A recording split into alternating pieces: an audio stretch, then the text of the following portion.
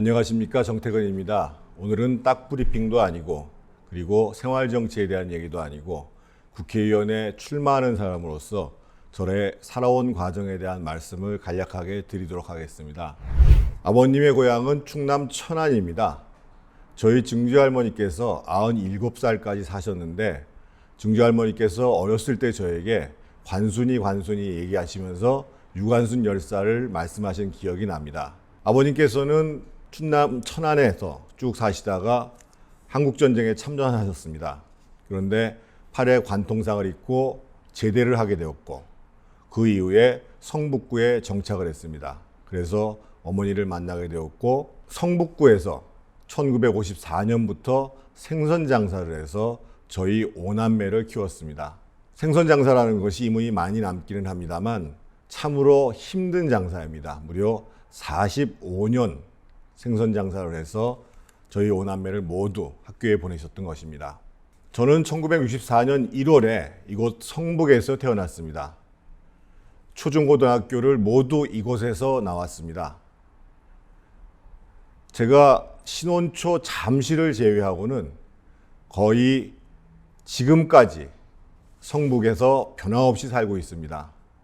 진짜 성북 사람입니다. 성북이 고향인 제게는 이곳 성북의 발전, 이것이 저의 숙명처럼 주어진 임무 중에 하나입니다. 제가 1982년도에 대학을 진학을 했습니다. 연세대학교 재학을 하면서 그 당시에 한참 일어났던 학생 민주화운동에 참여를 했고 연세대학교 총학생회장에 당선됐습니다. 그래서 연세대학교 총학생회장뿐만 아니라 전국 학생 민주화운동을 지도하는 역할을 했고 이로 인해서 1985년 11월 달에 투옥을 해서 1988년 2월 달까지 근 3년 가까운 시간을 감옥에 보내게 됐습니다. 그래서 이로 인해 가지고 저는 군대를 안 간 것이 아니라 군대를 못 가게 되었습니다. 저에게는 두 아들이 있습니다.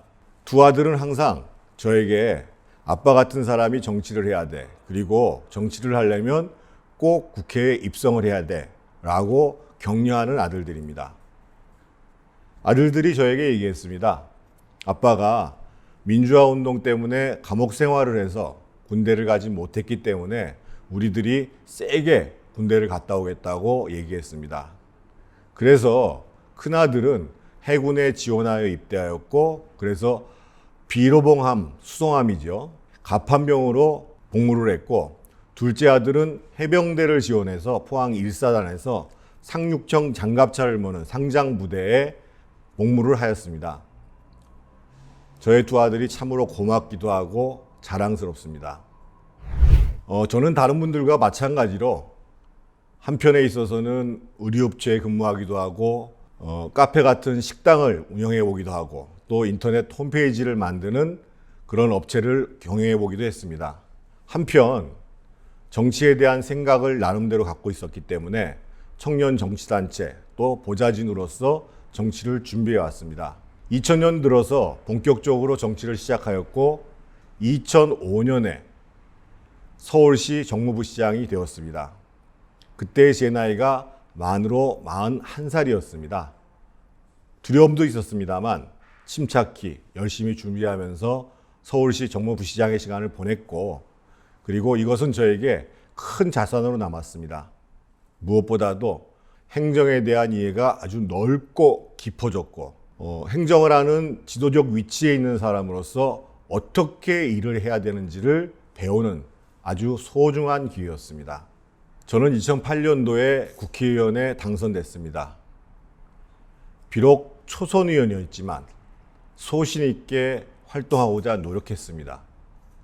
무엇보다도 민본 21이라고 하는 소장 혁신파 의원들의 모임을 만들었고 그 당시 여당인 한나라당 소속임에도 불구하고 청와대를 향해서도 그리고 당의 낡은 관행에 대해서도 쓴소리를 아끼지 않았습니다. 저는 민본 21과 같은 소장 개혁파의 활동이 어느 정당에나 꼭 필요하다고 생각을 하고 앞으로도 의정활동을 하는 과정에서 저의 정치적 능력 그리고 정책적 능력과 아울러 항상 옳고 그름에 대한 소신 있는 판단과 행동을 하는 것을 저의 중요한 규범으로 생각하겠습니다.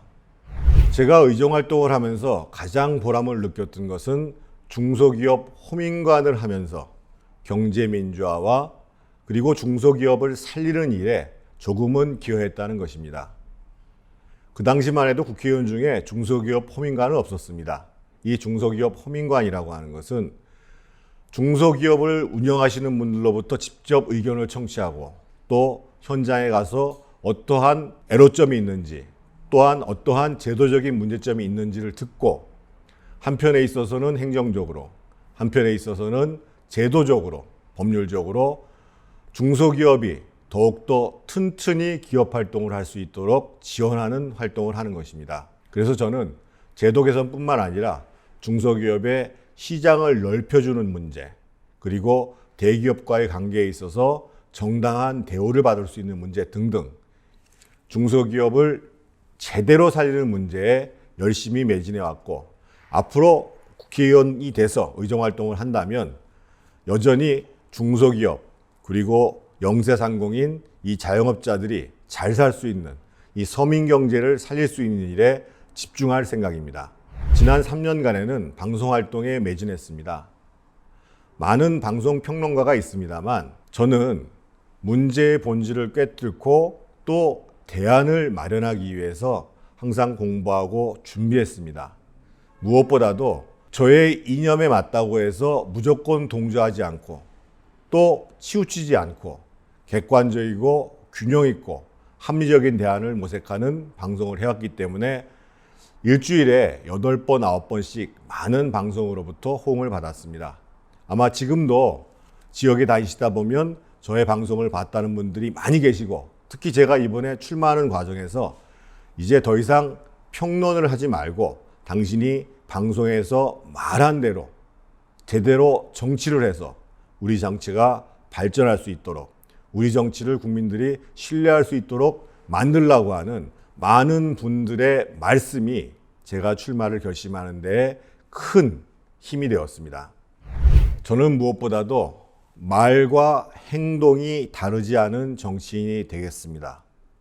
그리고 늘 저부터 성찰하고 또 공부하고 그리고 제대로 일하기 위해 준비하는 그런 정치인이 되겠습니다. 제가 속해 있는 당부터 국민들이 신뢰받을 수 있는 정당으로 변모할 수 있도록 노력할 것이고 결국 나라의 정치가 국민 여러분들의 걱정거리가 아니라 우리 정치가 국민 여러분들의 어려움을 제대로 해결할 수 있는 그런 역할을 하도록 우리 정치를 변화시키겠습니다. 저 정택은 이제 제대로 일하고 싶습니다. 우리 성북을 주민 여러분들 그리고 이 유튜브와 이전의 방송을 통해서 보셨던 많은 시청자 여러분들께서 정택은이가 제대로 일할 기회를 가질 수 있도록 뜨거운 성원을 보내주실 것을 부탁드립니다. 감사합니다.